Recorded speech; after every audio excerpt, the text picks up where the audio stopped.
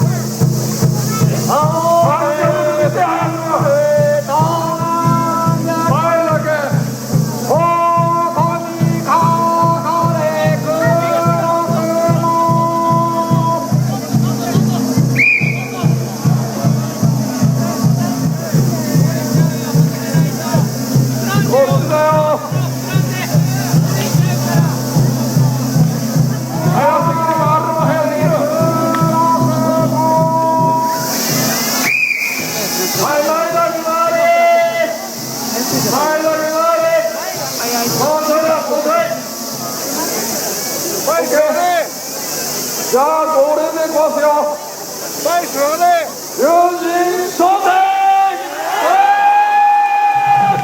300人の担ぎ手が一斉に龍神が飛び合います。龍神商店です。